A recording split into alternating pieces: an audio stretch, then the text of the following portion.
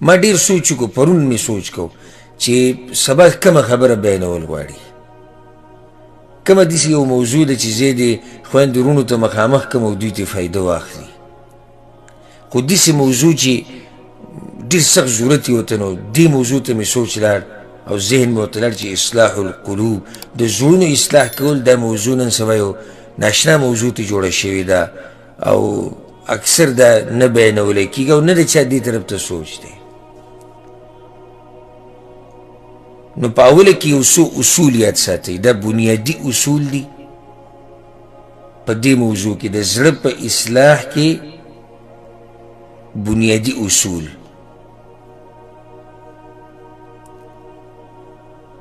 د دې نه مخکې چې دا موضوع په څه طریقه باندې به د زړونو اصلاح کې او خپل زړه به څنګه برابرې د هغې نه مخکې یو څو اصول یاد ساته د زړونو په باره کې اولنی اصل دا یاد کا چې زړه هغه ځای دی په انسان کې چې الله ورته ګوري القلب موضع نظر الله تعالی داسې ویلی شو موږ زړه د الله د نظر ځای دی په دې کې یو حدیث ته امام مسلم راوړی تاسو ته معلوم وي امام مسلم یو حدیث راوړی د ابو هریره رضی الله عنه پیغمبر صلی الله علیه وسلم وی ان الله تعالى لا ينظر الى صوركم واموالكم ولكن ينظر الى قلوبكم واعمالكم الله ګوره ستاسو شکلونو ته او ستاسو مالونو ته نه ګوري ګوره الله ستاسو زړونو ته او ستاسو عملونو ته ګوري الله فیصله په دې نه کوي چې دا انسان بدبخت دا انسان بدصورته دی او که دا ښایسته صورت والا دی دا انسان غریب دی که دا مالدار دی دا تور دی که دا سپین دی دی د کم ملک دی او دی د کم زینه دی د ده قوم زورور دی که د ده قوم کمزور رب العالمین دې خبرو ته نه ګوري خانو څه ګوري الله ولكن ينظر الى قلوبكم واعمالكم الله دو خبرو ته ګوري زړونو ته اعمالو ته الله زړونو ته ګوري او اعمالو ته ګوري دا دواړه ضروري دي اعمال او زړونه خو په دې دواړو کې کوم یو ضروري دی ولې چې زړه برابر شي عمل به دې برابر شي دا دواړه اهم دي زړه هم دی عمل هم دی خو په دې دواړو کې مخکې زړه دی او راځي دا مسله انشاءالله را روانه ده نو تعجب د هغه چا په حال باندې پکار دی چې د هغه ځي غم ورسره وي چې کوم ځي ته مخلوق ګوري او د هغه ځي غم ورسره نه وي چې کوم ځي ته رب العالمین ګوري اوس یو سړي ته دا پته ده چې زما دې مخ ته انسانان ګوري دا خلک چې ما سره ملو شي زما دې مخ ته ګوري بس لګیا کله پې کریم لګوي او کله پې یو شی لګوي او کله یو بل څه لګوي او کله برید برابروي او کله یو کار کوي کله بل کوي صرف دې دپاره چې د مخلوق ته زه ښایسته ښکاره شي ځکه چې مخلوق دقه ځي ته ګوري مخلوق کپړو ته ګوري د کپړو اهتمام کوي خو کوم ځي ته چې رب العالمین ګوري معنی ده چې دقه مقصدي ځای دی لکه موږ دا حدیث وي دغه حدیث په رڼا کې دا خبره کوو داسې خو الله ټول انسان ته ګوري خو معنی دا ده چې کوم ځي له الله اعتبار ورکوي رب العالمین دې خبر له اعتبار نه ورکوي چې دا تور دی سپین دی دی بدرنګه دی که دی ښایسته دی الله پیدا کړی به دا شي خو دې خبرې ته الله ګوري چې د کوم یو عمل دروند دی د کوم یو عمل د سنت مطابق دی د کوم یو زړه پاک دی د کوم یو زړه روغ دی د کوم یو زړه د اخلاص او د مینې نه او د محبت نه ډک دی دې ته الله ګوري نو تعجب دی د هغه مسلمان په حال باندې چې د هغه ځي خاص اهتمام کوي کوم ځي ته چې مخلوق ګوري او د هغه ځي اهتمام تیر شوی دی کوم ځي ته چې رب العالمین ګوري پکار دا دی چې دغه زړه انسان پاک کي ښایسته یې کي په توبې سره، په انابت سره او پاکي کې د هر هغه څه نه چې څه د الله بدي شي. دا خبره یاد ساتئ چې ان زینة الظاهر، په ظاهره کې ښایست، مع خراب الباطن لا تغني شیئا. ظاهري ښایست چې باطن ګندی نو دا فایده نه ورکوي. په ظاهره کې ته د ځان نه ډېر پرهیزګار او تقوادار او ورسه جوړ که، خو چې زړه دې خرابي که نه، زړه مین ځای دی، مین بنیادي، نو د ظاهري اصلاح فایده نه ورکوي.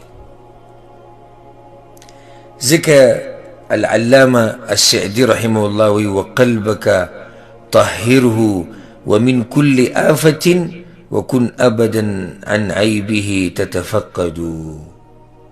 وی دا خپل زړه پاک که د هر عیب او د هر نقصان نه، او هر وخت د دې تپوس کوه، هر وخت د دې حال احوال اخله. هغه ځای چې الله په هغې باندې پوره عالم دی. والله یعلم ما فی قلوبکم، او الله پوهه دی په هغه څه باندې چې ستاسو په زړونو کې دي. الله پوهه دی په هغه څه باندې چې ستاسو په زړونو کې. سوال تا نه دا دی، او سوال زما نه دا دی، او سوال د دې رور نه دا دی، سوال د دې خور نه او د دې ټول نه سوال دا دی چې الله وی زه پوهېږم په هغه څه چې ستاسو په زړونو کې دي. نو سوال تا نه دا دی چې الله په څه پوهېږي ستا په زړه کې چې دي، یعنې تا ته خو پته ده ستا په زړه کې څه دي. و ستا مرضي ده که ستا دا خوښه وي چې الله ته د دې پته ولګي او دا عمل الله ویني، هغه پرې خوشحالېږي، هغه پرې رضا کېږي، ستا مرضي ده. یا داسې څه ستا په زړه کې دي چې د هغې په لیدو سره رب العالمین ناراضه کېږي او د الله غضب نازلېږي په یو بنده باندې، هم ستا مرضي ده. خو موږ صرف دومره تا ته ووایي چې والله یعلم ما فی قلوبکم، په زړونو کې چې څه دي الله پې عالم دی. نور مرضي مخکې ستا، الله ګوره په زړونو باندې معلوم دی. نو اولنی اصل او بنیاد څه شو؟ یعنی زړه هغه ځای دی چې رب العالمین ورته ګوري. رب العالمین ورته ګوري معنی چې دغې له الله اعتبار ورکوي، دې زړه له او څه له ورسره عمل له. خو هغه ځان له مسله دلته موضوع د زړونو ده، ځکه موږ د زړه دا خبره وکړه.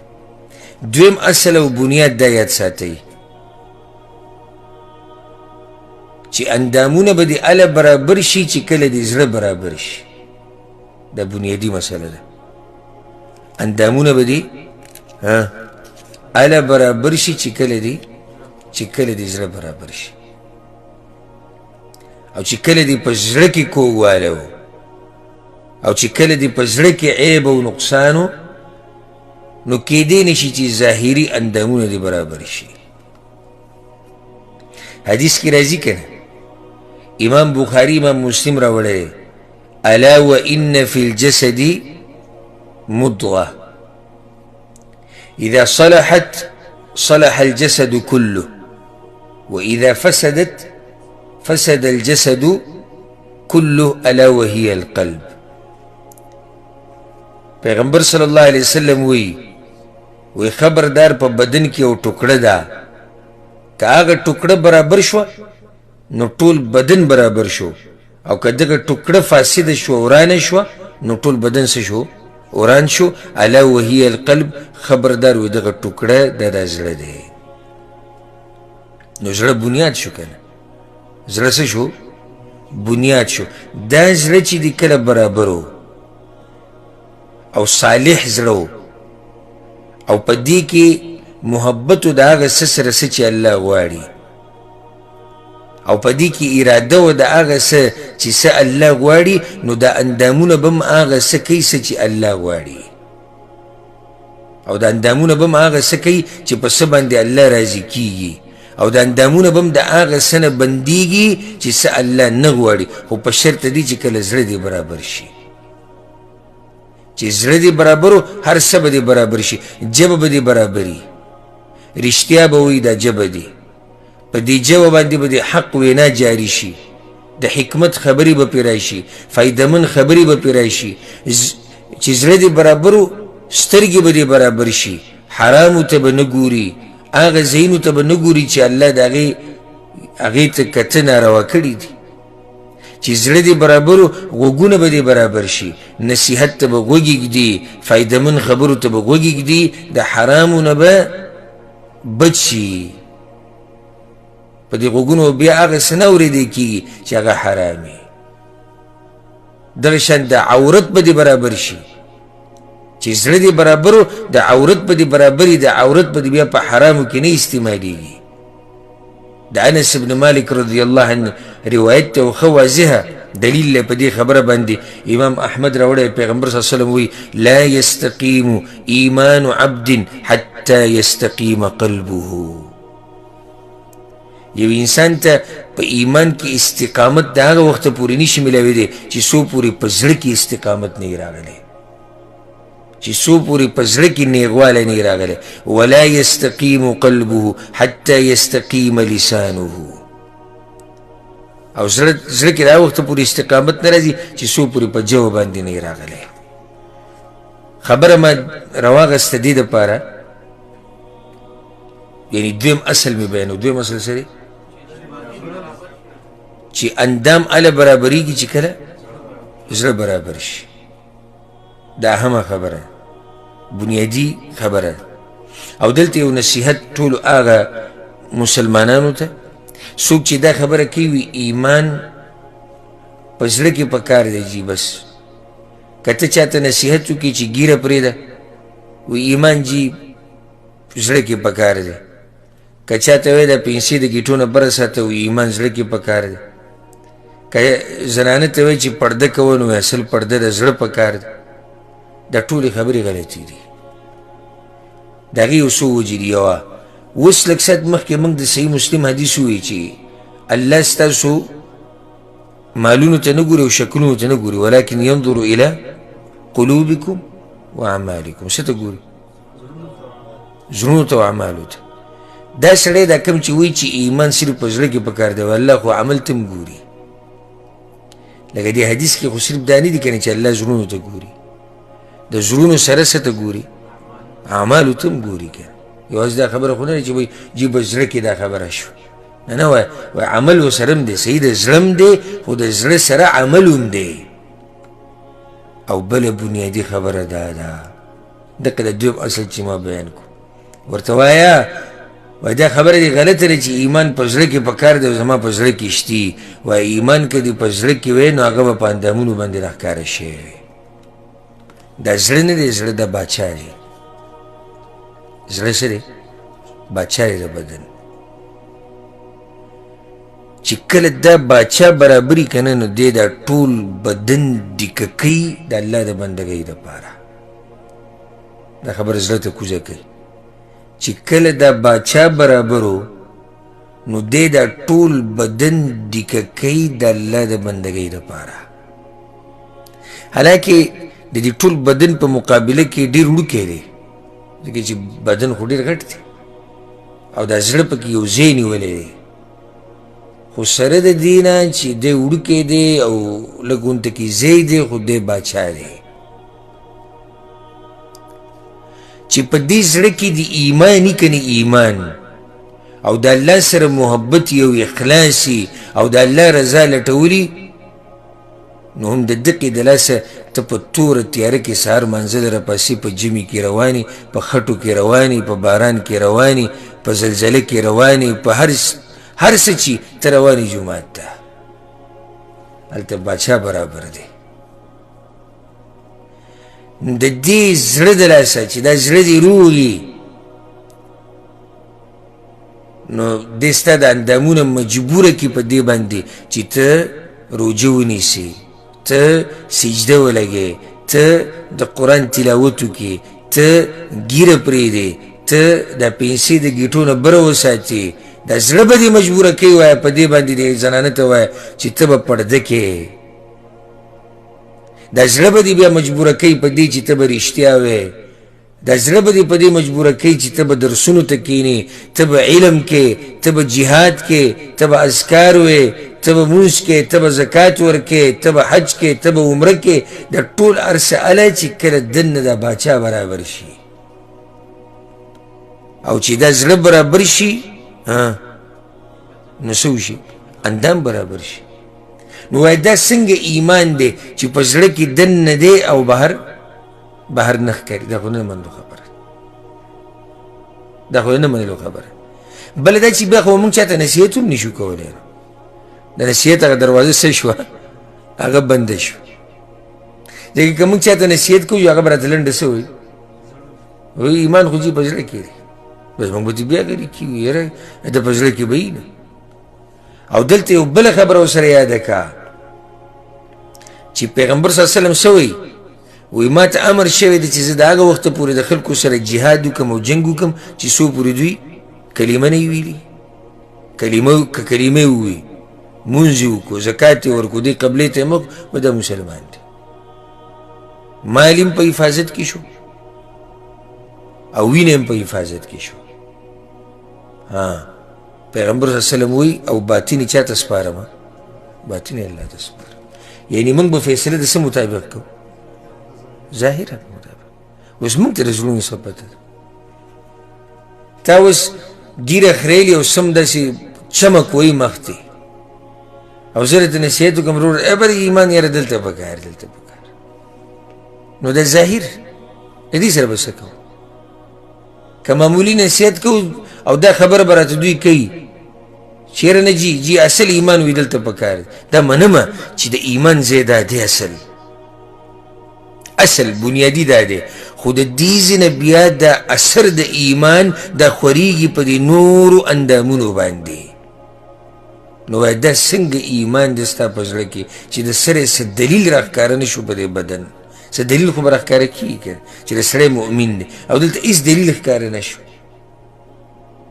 نو دا یو غلط فهمي چې بعض عوام هغه په دې کې پراته دي چې ته ورته څه نصیحت کې بس ډایرکټ وایي جي زړه منو زړه، خو د زړه اثر راښکاره کېږي په څه اندامونو باندې. نو دویم اصل دا شو، که څوک وایي چې زما اندامونه برابر شي نو څه به برابروي؟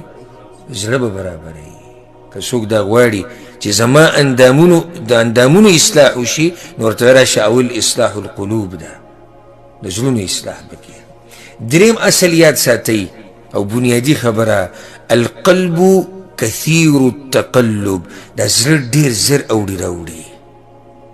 دا بنیاد یاد کړئ. په دې موضوع کې دریم اصل دا یاد کړئ چې زړه ډېر اوړي راوړي. شاعر وی ما سمي القلب الا من تقلبه فاحذر على القلب من قلب وتحويل. وی دې القلب زړه القلب ویل کېږي. وی دته دا قلب ولې ویل کېږي؟ من تقلبه، د دې اوړېدو راوړېدو د لاسه. د څه د لاسه؟ د اوړېدو راوړېدو د لاسه. او په دې کې ورته یو حدیث بیان کوم، امام احمد امام ابن ماجه راوړی. ابو موسی اشعري رضی الله عنه وی پیغمبر صلی الله علیه وسلم دا خبره کړې ده، ان هذا القلب كريشة بفلاة من الأرض يقيمها الريح ظهرا لبطن. وپیغمبر صلی الله علیه وسلم وی د دې زړه مثال داسې دی لکه معمولي بڼه چې بڼه، لکه ته اوس یو مرغۍ ده او د هغې نه یو بڼه ولیده کته، دغه معمولي بڼه چې په دې باندې سیلۍ راشي نو څه چل ورسره کوي؟ اړې راړې. دغه شان دا زړه دی. یعنې څه ناشنا خبره پیغمبر صلی الله علیه وسلم کړې. دا معمولي مه ګڼه دا نصیحت، دا زړه هم دقه شان اوړي راوړي، په یو حال باندې نه ودرېږي. دا د پیغمبر صلی الله علیه وسلم د خبرې مطلب دی. او بل پیغمبر صلی الله علیه وسلم اشاره دې ته وکړه چې فتنې راشي نو دا زړه پکې بیا ګډوډ کېږي. بلکل د دې بڼې د لاسه د ریشه د لاسه چې عربۍ کې ورته ریشه وایي بلکل د دې په شان دا څومره سپکی په هوا کې داسې والوځي کته لاړ شي او بره لاړ شي دقه شان دا زړه دی دی ګډوډ کېږي ګورئ د دې به خیال ساتي اشاره دې خبرې ته ده چې دا زړه ډېر اوړي راوړي نو څه به کې د دې به خیال ساتي زه تاسو ته داسې وایم د دې زړه داسې مثال دی که نه لکه سپین توپ سپینه کپړه د دې زړه داسې مثال دی لکه سپینه کپړه په سپینه کپړه باندې ګوره معمولي داغ هم ښکاري دغه شان دا زړه دی بل مثال یې داسې واله د دې داسې مثال دی د زړه لکه شیشه چې صفا سوتره په دې شیشه باندې چې معمولي شی هم ولګي نو د هغې پتې لګي که نه لګي پتې لګي نو دا زړه ډېر اوړي راوړي نو د دې به ډېر خیال کوې ډېر سوچ به کوې دې طرف ته چې ته زما دا زړه غلط طرف ته وانه وړي چېرته زما دا زړه د فتنو طرف ته وانه وړي چېرته زما دا زړه د ګمراهۍ طرف ته وانه وړي یو حدیث کې راځي امام حاکم راوړی او دا حدیث زه په دعوې سره وایم چې ډېر ملګري به یې ورپې راوړي ښه دعوې سره یې وایم پیغمبر صلی الله علیه وسلم وی ان الايمان ليخلق في جوف احدكم كما يخلق الثوب دا ایمان ګوره ستاسو په دې سینو کې چې کوم پروت دی دا ګوره زړیږي لکه څنګه چې کپړه د استعمال سره زړیږي دا ایمان هم جوړ شي ګوره فاسألوا الله أن يجدد الإيمان في قلوبكم نو هر وقت الله نه دا سوال کوي چې یا الله دا زړه زمونږ نوی کا دا ایمان زمونږ نوی کا نو هر وقت الله نه دا سوال کوي چې یا الله دا ایمان زمونږ په زړونو کې نوی کا زه د دعوې سره یم چې دا حدیث په ډېر ملګري ورپېري بلکې د بعضو دا مطلب دی چې بس ما کلمه ویله خبره ختمه شوه پیغمبر وایي د ایمان زړیږي لکه څنګه چې کپړې زړیږي نو څه ته ضرورت دی تجدید ته ضرورت دی فاسألوا الله ان یجدد الایمان فی قلوبکم د الله نه دعاګانې وغواړه چې الله زما د ایمان تازه کا نوی کا خیال به ساتي د دې خبرو د زړه د ایمان د ټولو خبرو باره کې به سوچ او فکر کې لکه څنګه چې د دنیا پرست د خپلې دنیا په باره کې لږ سوچ او فکر کې وړې وړې خبرې ته سوچ ځي چې د دې د لاسه کیدی شي زما د سعودي عرب ویزه خرابه شي کیدی شي د دې د لاسه زما مسافري ګډوډه شي د دې د لاسه به زما بچو ته نقصان رسي د دې د لاسه به زما ګاډي ته نقصان رسي د دې د لاسه به زما دکان ته نقصان رسي د ټولو خبرو ته سوچي او د دومره غټو خبرو ته زموږ سوچ نه ځي ګاډي ته نقصان دنیا ته نقصان وختي طور نقصان دی هیڅ خبره نه ده خو چې د یو سړي زړه ته نقصان ورسي ایمان ته نقصان ورسي بنیاد ته نقصان ورسي نو د سره پاتې شو هیڅ ورسره هم پاتې نه شو ځکه حدیث کې راځي انس بن مالک رضی الله عنه وایي كان رسول الله صلی الله علیه وسلم يكثر ان يقول يا مقلب القلوب ثبت قلبي على دينك انس ابن مالک وی دا حدیث هم ترمذی راوړی وی پیغمبر صلی الله علیه وسلم به دا دعا ډېره غوښته ای الله ای زړونه اړوونکې راړوونکیه زما دا زړه مضبوط که په څه باندې په خپل دین باندې دا دعا څوک غواړي پیغمبر صلی الله علیه وسلم غواړي معمولي څوک یې نه غواړي ګورې پیغمبر صلی الله علیه وسلم وی اے الله زما دا زړه مضبوط که په خپل دین باندې صحابه کرام وی یا رسول الله موږ خو په تا ایمان راوړی او څه چې تا راوړي دي په هغې ایمان راوړی نو یره د څه شي پیغمبر صلی الله علیه وسلم ورته زه وایم چې نن دا خبره تاسو په سینه باندې ولیکئ څومره د یرې خبره ده پیغمبر صلی الله علیه وسلم ورته نعم یره مې شتي او دی فال تخاف علینا په موږ یریږي صحابه کرامو پیغمبر صلی الله علیه وسلم او یریږم ولی یریږي یا رسول الله؟ وإن القلوب بين أصبعين من أصابع الله يقلبها كيف يشاء. دا زړونه ټول د دې انسانانو د زړونه د الله په ګوتو کې، په دوو ګوتو کې دي، او څنګه چې الله وغواړي قشانې اړې راړي. نو په دې زړه باندې یره نه پکار. زه وایم پیغمبر صلی الله علیه وسلم ویرېدو په مهاجرینو او په انصارو باندې. ویرېدو په چا باندې؟ په مهاجرینو او په انصارو باندې ویرید. په هغه اوچتو خلکو باندې یریږي، په هغه خلکو باندې یریږي چې هغوی چې کومه قرباني د دین دپاره ورکړې ده او د ایمان دپاره ورکړې ده، د الله دپاره ورکړې، پیغمبر دپاره ورکړې، هغه یې څوک نشي ورکولی. پیغمبر په هغوی باندې یریږي، نو ما او تا به په ځان باندې نه یریږو؟ ما او تا به چې ته به د خپل زړه نه یریږو؟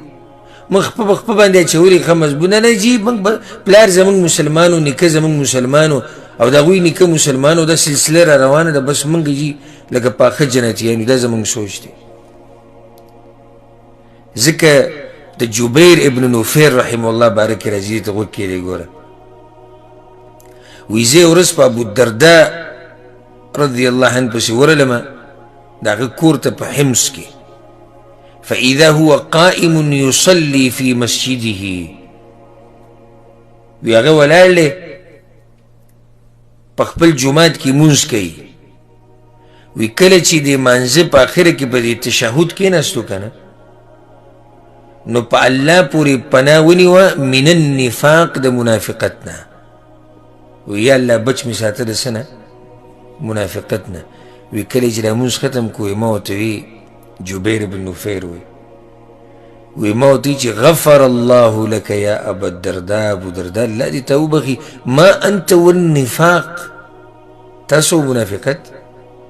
ته دومره اوچت انسان یې، دومره اوچت مؤمن یې، په تاسو کې منافقت. ما شأنک وما شأن النفاق، ستا د منافقت سره څه او د منافقت تا سره څه؟ نو هغه ده ووی اللهم غفرا، وی الله بخانه غواړم، یا الله بخانه. درې پیرې دا خبره وکړه او بیا یې دا ووی. دې دپاره مې تاسو ته دا کیسه وکړه. والله إن الرجل ليفتن في ساعة واحدة فينقلب عن دينه. وی کله نا کله په یو سړي باندې په لږ ساعت کې، په یو ساعت کې داسې فتنه راشي چې دا زړه یې د دې دین نه واوړي، دا دین پرېږدي. وی زه به یېرېږم نه. ابو الدرداء رضی الله عنه. زما سوال اول د خپل ځان نه دی، بیا تاسو تاسو دې یېرېدلي به دي. کم یو کس دا دعا غوښتې دی چې یا الله ما د منافقت نه وساته؟ کم یو کس په ځان یېرېدلی چې یاره زه داسې نه زه منافقت کې پرېږدم؟ او که دې چا ته ووایي چې دا دعا غواړه کله جنګ یې درسره ونه کړو. زه تا ته منافقت ښکارم، منافق ښکارم؟ زه به منافقت وکړم؟ زه تا ته منافق ښکارم؟ زه تا ته دوکهباز، زه تا ته بې ایمانه ښکارم؟ دا خبرې به وکړي. پیغمبر صلی الله علیه وسلم حذیفه ابن الیمان رضی الله عنه ته د بعضو منافقانو نومونه ښوولي وو. وروسته بیا د پیغمبر صلی الله علیه وسلم د وفات نه بعد عمر بن خطاب رضی الله عنه یو پیر دا کور ته ورغی، ور ورته وټکو. حذیفه راووتو، امیر المؤمنین ولاړ دی، خدمت امیر المؤمنین. وی پیغمبر صلی الله علیه وسلم تا ته د منافقانو نومونه ښوولي وو، بعضو هغه یې وی زه دا نه یم چې ما ته وښایه چې دا څوک دی، خو زما نوم پکې شتي که نه. دا د امیر المؤمنین عمر بن خطاب رضی الله عنه تپوس ته وي، نور دغه نه چې څوک دی، خو زما نوم پکې شتي که نه. هغه ورته امیر المؤمنین الله یې په تا رحم وکړي، زه چا ته د راز دا خبرې نه کوم، خو صرف تا ته یې کوم، ستا نوم پکې نشتي او ستا نه بد به زه چاله بیا څه خبر نه ورکوم. زه وایم هغه د ایمان هغه غر، هغه تله یې تپوس کوي زما نوم په منافقانو کې شتي او که نه. او زمونږ د ایمان ته وګوره او زمونږ د ګناهونو ته وګوره. او که څوک راته معمولي خبره وکړي چې بهی تا کې دا غلطي ده، نو دا رنګم سور شي او دا رنګم شین شي او تا ما ته خبره وکړه او خو تا پښتنو ته ووایې، تا موږ ته بې ایمانه ووایې، تا زمونږ ملک ته خبره وکړه، تا زمونږ د ژبې په باره کې خبره وکړه چې دوی کې ایمان نشته او دوی کې دینداري نشته. څه چلو شو؟ مونږ ښه صفا منو چې مونږ کمزوري یو، مونږ ښه صفا منو مونږ کمزوري. ابو الدرداء رضی الله عنه په شان سړی یریږي د څه نه؟ یریږي د منافقت نه. یره پکار ده. ولې؟ ځکه چې دا زړه اوړي راوړي، خپل زړه حفاظت پکې، دا زړه ډېر اوړي راوړي. نو دا په دې موضوع کې سویم اصل شو، دریم بنیاد د دې موضوع دا شو. څلورم بنیاد دا یاد کوي چې زړه هغه ځای دی چې فتنې پې اثر کوي. زه دا بنیادونه دې دپاره ږدم چې روانه موضوع اسانه شي. دا بنیادونه چې تاسو ته یاد دي که نه، دا اصول، نو خبره به ته ډېره ښکلې واضحه شي. څلورم اصل دا شو چې زړه هغه ځای دی چې په دې باندې څه راځي؟ فتنې پې اثر کوي. دې کې یو حدیث ورته ووایو، د حذیفه رضی الله عنه حدیث ته امام مسلم راوړی دی. پیغمبر صلی الله علیه وسلم وی تعرض الفتن علی القلوب، دا فتنې راځي په دې زړونو باندې، دا فتنې راځي په څه باندې؟ په زړونو باندې. بیا د زړه پیغمبر صلی الله علیه وسلم دوه قسمه کړی دی دا فتنې چې به کله راشي. اولنی زړه هغه دی فأي قلب أشربها نكتت فيه نكتة سوداء وأي قلب أنكرها نكتت فيه نكتة بيضاء. کم زړه چې دا فتنه ځان ته راښکو ده، نو په دې زړه کې تور ټکي وشي، تور ټکي پکې وشي. او کم زړه چې دا فتنه ځان ته رانښکو ده او دی ناشنا وګڼله او دا فتنه دې زړه ته ورکوزه نه شوه، نو په دې فتنه په دې زړه کې یو نقطه وشي تکه سپینه. حتی تعود القلوب على قلبين، نو زړونه ټول دوه قسمه شوي. قلب أسود مربادا كالكوز مجخيا لا يعرف معروفا ولا ينكر منكرا إلا ما أشرب من هواه، وقلب أبيض فلا تضره فتنة ما دامت السماوات والأرض. سبحان الله. زړونه دوه قسمه شو. اولنی قسم هغه دی چې فتنه راله، نو دې زړه ته څه شوه؟ ورکوزه شوه، او دې زړه راښکوده. اشربها، دې زړه وسکړه، لکه څنګه چې ته اوبه پرتې دي او سپنج پې راکاږي، نو هغه سپنج هغه اوبه څه کړي؟ ځان ته یې راکاږي. دقې شان دې زړه دا فتنه ځان ته راښکوده. نو چې کله دا فتنه ځان ته راښکوده، نو پای کې څه چلو شو؟ تور ټکی پکې وشو. او چې تور ټکی پکې وشو، دا توروالی ډېر شو، نو داسې شو کالکوز مجخیه، تک تور شو. او د هغه لوښي په شان شو چې هغه الټه پروت وي، د هغه لوښي په شان شو چې هغه څه پروت وي؟ الټه پروت وي، د هغه ګیلاس په شان چې هغه ته الټه یې ښودی. نو چې الټه دې کېښودو، لا يعرف معروفا ولا ينکر منکرا، ښه کار ته بیا ښه نه وایي او بد ته بد نه وایي. ولې؟ ځکه چې څه شو؟ الټه شو. بلکې ښه ته به بد وایي او بد ته به ښه وایي. نن سبا داسې ډېر دي ګورې چې ګناهونو ته ښه وایي، د الله نافرمانیانو سره ګزاره کوي، خو د الله د بندګۍ سره ګزارې نه کوي. ته به د الله بندګي کې، ته به عبادت کې، تا به منع کوي نه چې ستا دې کار کې شر دی او ستا دې کار کې دا دي او دغه دي. او هغه کوم سړی چې په ګناهونو کې اخته دی، قسمه قسم ګناهونه کوي، د هغه به مرسته کوي. دا کله کېږي داسې چې کله دا زړه الټه شي، د هغه ګیلاس په شان چې ته الټه کېدې، دغه شان د زړه الټه شي، نو ښه کار به ورته بد ښکاري او بد ورته ښه ښکاري. زړه یې مړ شي، زړه یې مړ شي. او ځکه یو شاعر ډېر ناشنا خبره کړې ده، وی لیس من مات فاستراح بمیت انما المیت میت الاحیاء. مړی هغه نه دی چې مړ شو د خلکو نه ده، مړی وی دا دی چې په ژوندو کې مړی دی.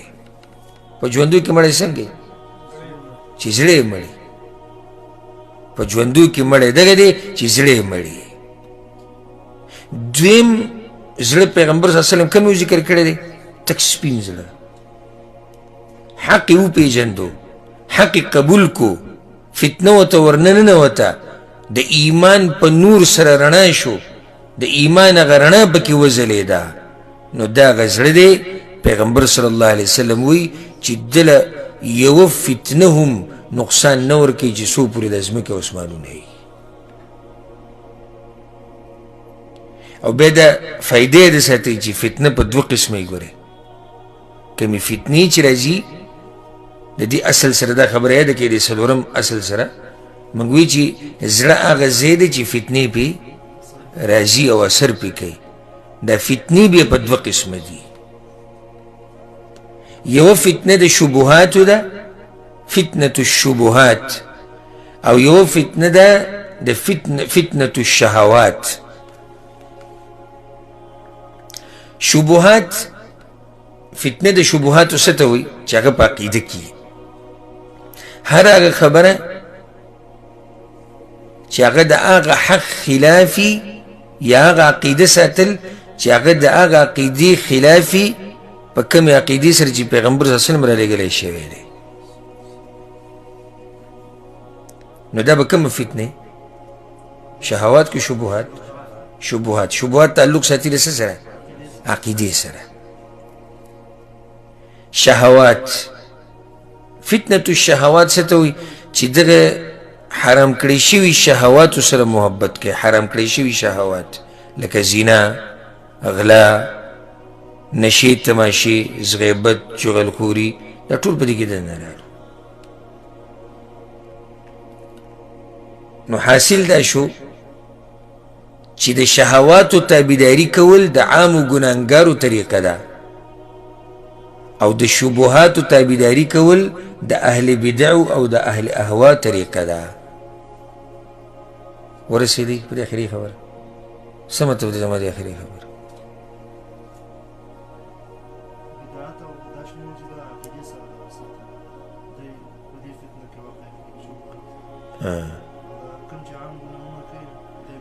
دوی به شهواتو کې دي خبرې مطلب دا دی چې عام ګناهګاران چې کوم دي دوی تابعداري د شهواتو کوي او اهل بدع چې کوم دي اهل الاهواء والخصومات چې کوم په عقیده کې او د عقیدې په باب کې ګمراه دي او شرعي دلایلو ته کتلي نه دي یا هغې تطبیق کړي نه دي یا په هغې ځان پوه کړی نه دی نو دا خلک روان دي په شبهاتو پسې ښه څلور بنیادونه موږ ذکر کړو اصول بل ورسره یاد کا پنځم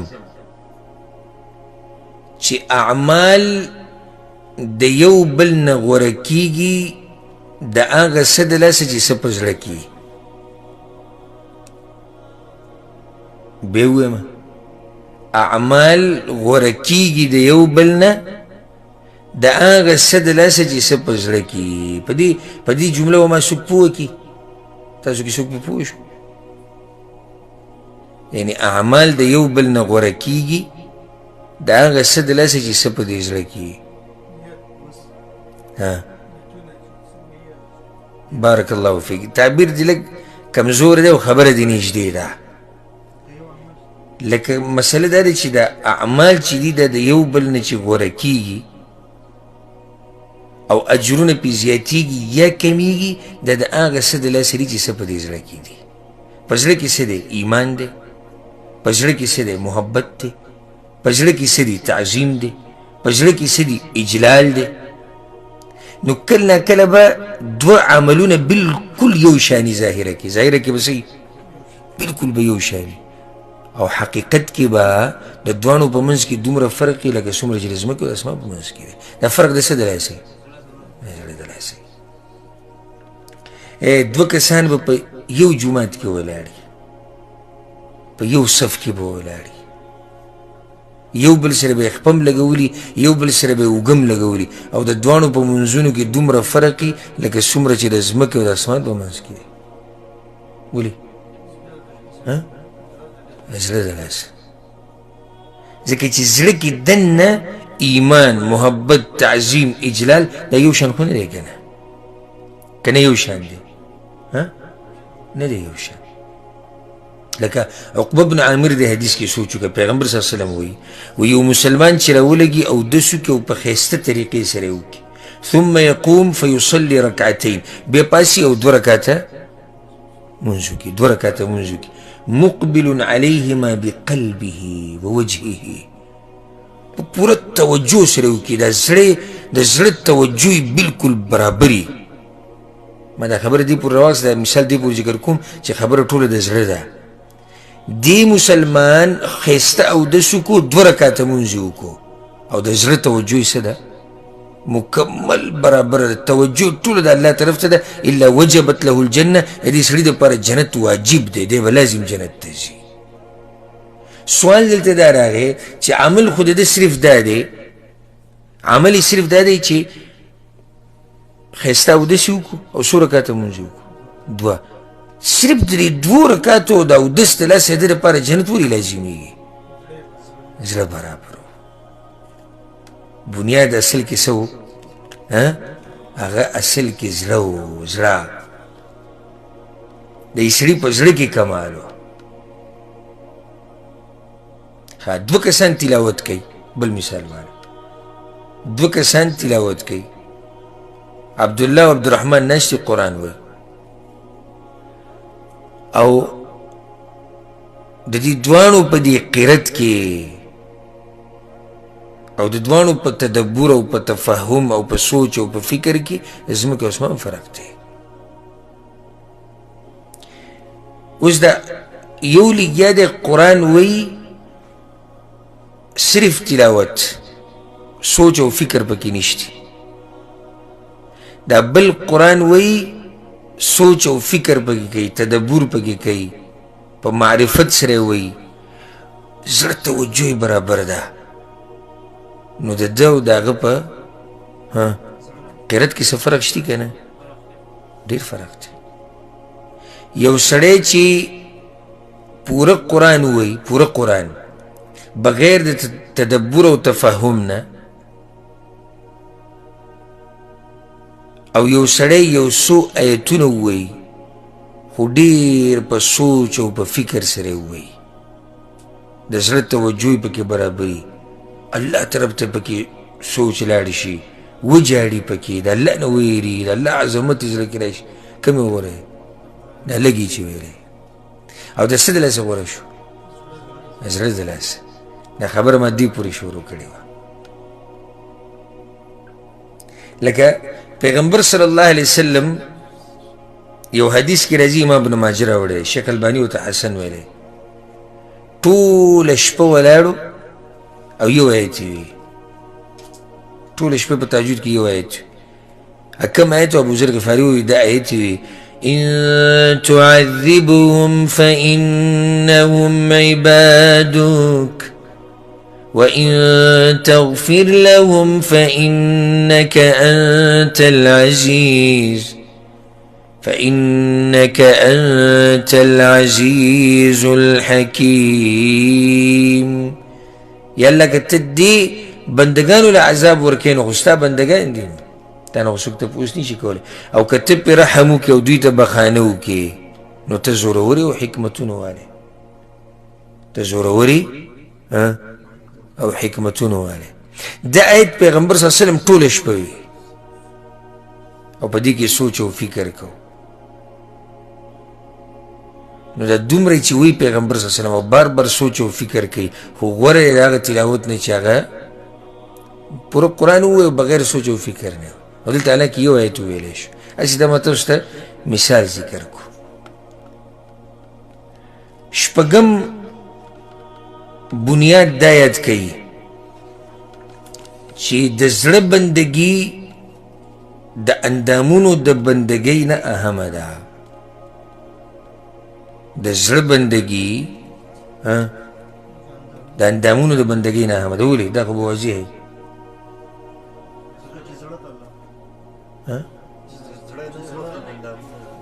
بارک الله فیک. دا د دې جواب دی چې اعمال د جوارحو، اعمال د اندامونو دا تړلی شوي دي په اعمال د قلوبو سره.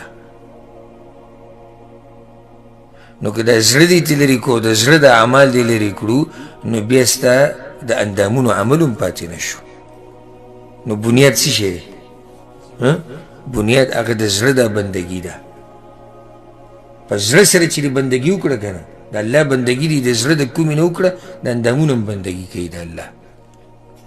خو چې په زړه کې نه وي نو په اندامونو نشي راتلی. دغه شان اووم اصل دا یاد کا په دې موضوع کې، اووم بنیاد دا یاد کا، القلب هدف للشیطان، شیطان هدف ستا زړه ته رسېده دي. ولې خبره ختمه شو. زمونږ دغه دشمن دا ابلیس دا شیطان دته ښه پته ده چې دار و مدار د خبرې ټول په زړه باندې دی او اعتماد ټول په زړه دی. راشه ځکه مین ځای وله خرابول غواړي چې دا مین ځای دې وله خراب کو، هر څه ټول ګډوډ شو. لکه اوس ته په کور کې په چا باندې تیاره راولي چې یاره دا بجلي پې بنده کړم، نو کله یوې کمرې ته ځي یو بټن وایي او کله بلې ته ځي او بله بټن وایي، یو راغی تا ته څه ووایي؟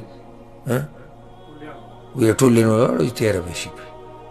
ته څه کله په یو کمره کې لوغېږي او کله بله کې لوغېږي او لږ لږ کار کې، دا ټوله بجلي پې واړوه، په ده به تیاره راشي، مین ځای وله خراب کا. دغه شان شیطان دا وایي، ته پته ده چې مین ځای بنیادي ځای هغه دا زړه دی. راشه دې انسانانو له د زړونه خرابول غواړي، نو ځکه دی چې دا وسوسې ورچي دا هم دې زړه ته ورچوي. کوشش د دې شیطان هم دکه دی چې ستا دا زړه خراب کړي. بیا اتم بنیاد ورسره دا یاد کا چې بیماریانې د زړونو د ډېرې پټې بیماریانې دي. بیماریانې د زړونو دا څه دي؟ ډېرې پټې بیماریانې دي. یعنې چې د الله توفیق نه وي که نه، نو د دې نه ځان بچ کول ډېر ګران دي. چې د الله مرسته در سره نه وه که نه، او توفیق د الله د طرف نه نه و، نو د زړونو د دې بیماریانو نه ځان بچ کول ډېر ګران دي. بیماریانې په دوه قسمه، یو د زړونو او بل د اندامونو. د کم یو نه ځان بچ کول ګران دي؟ د زړونو که د اندامونو ده؟ د زړونو ده. اندامونو بیماریانو خو واضح وي، ډاکټر له به ورشي، علاج به وکړي، ښکاري، پته یې لګي په دې ځینې دړلی، دلته دا مسله ده، دلته دغه مسله ده، پته یې ولګېده که نه. خو هغه بیماریانې چې په زړونو کې دننه وي دا ډېرې پټې. لکه یو حدیث په دې باب کې راته ووایم، د امام احمد ابن حنبل رحمه الله زوی عبدالله د هغه دا روایت راوړی د عبدالله ابن سلام په باره کې. عبدالله ابن حنزله وی ان عبدالله ابن سلام مر في السوق وعليه حزمة من حطب. عبدالله ابن سلام کو پیژنې که مشهور صحابي دی.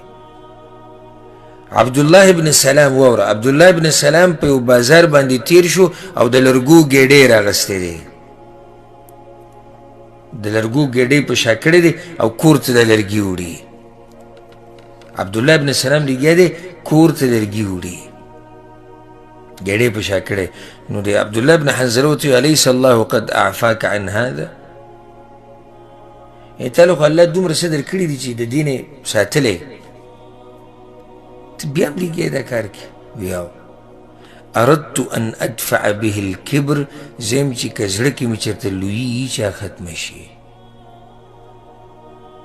خیال هم دې خبر دی، ځکه چې لویي دا بیماري ده که نه، او ځای کم ځای دی؟ زړه او پټه بیماري ده. نو د زړونو د بیماریانې دغه شان دي، پټې پټې بیماریانې دي.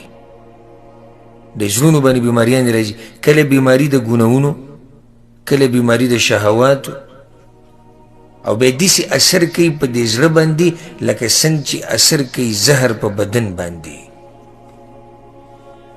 ځکه امام ابن المبارک رحمه الله سوي وی رأيت الذنوب تميت القلوب ويتبعها الذل إدمانها وترك الذنوب حياة القلوب وخير لنفسك إصيانها.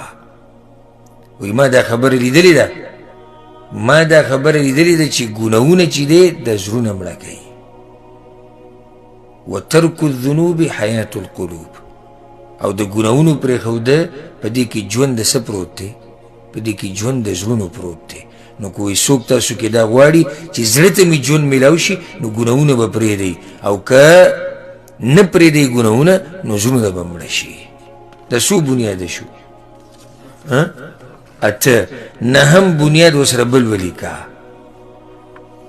دا به اخرنی بنیاد ذکر کو، او سبا به بیا موضوع مخکې بوځو د روغ زړه نښې څه دي، اب سبا به بیانو.